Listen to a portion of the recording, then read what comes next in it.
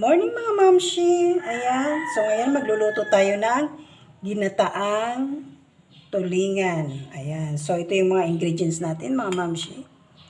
Ginger, luya, onion, tsaka yung garlic or bawang. Ayan, so pagsasama-samahin na natin siya. Ayan, so ilalagay natin yung isda. Ayan.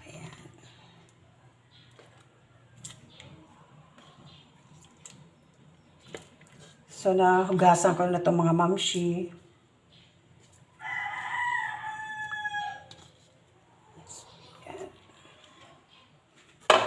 Ilalagay na rin natin ito. Pagsama-samahin lang natin yan.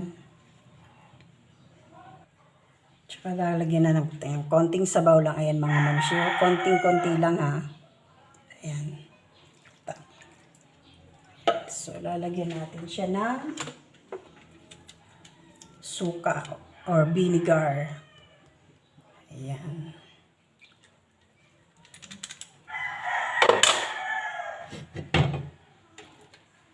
So, tatakpan muna natin siya mga 10 to 10 minutes lang.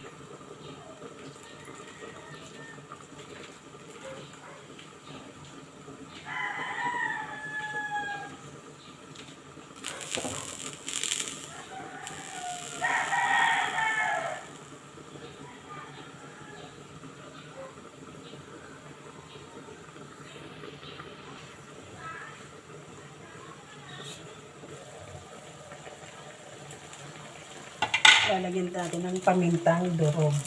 Ayan.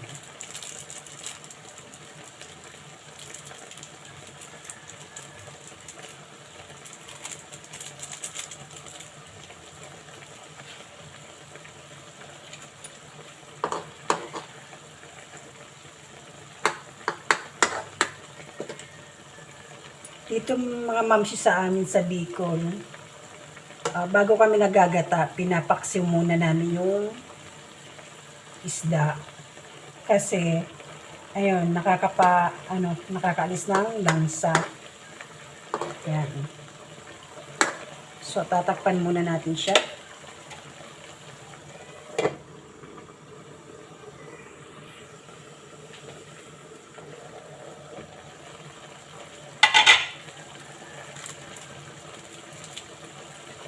So, ilalagay natin ito mga mamshi. Eggplant. Ayan. Or talong.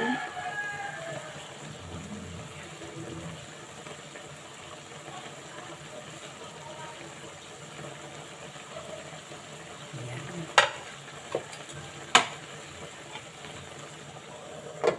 Takpan natin ulit.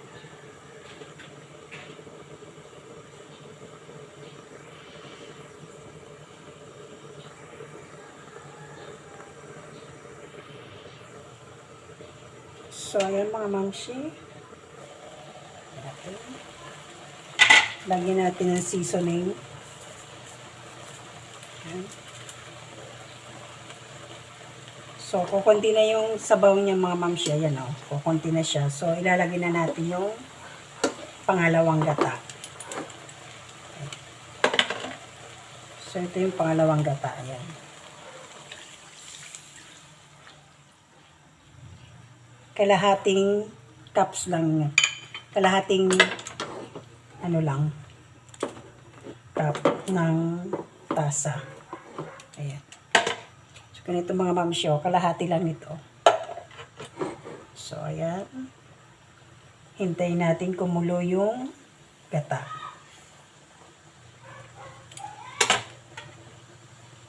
So, tatakpan natin ulit siya.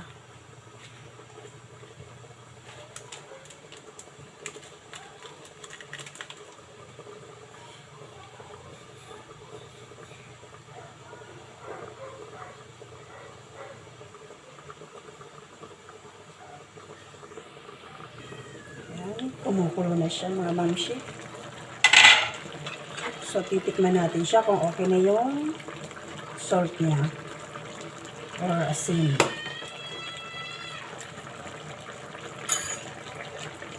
So, dadagdagan lang natin siya ng konting asin.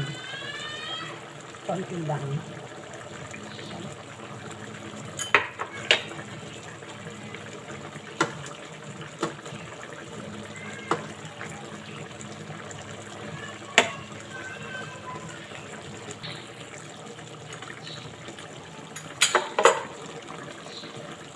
So, ilalagay na natin yung pechay.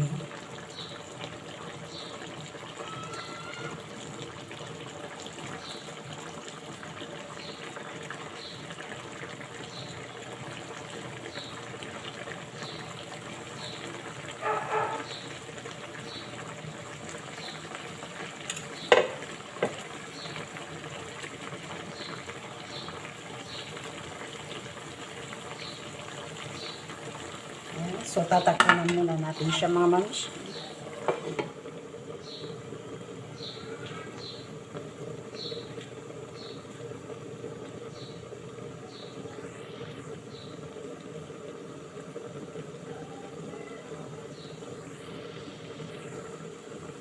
So, okay na yan mga mams.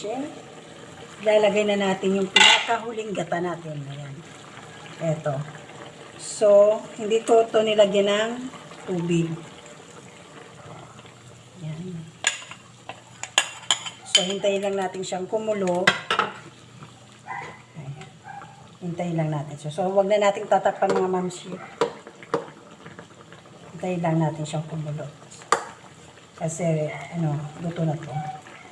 Madali lang naman magluto ng ginataang tulingan.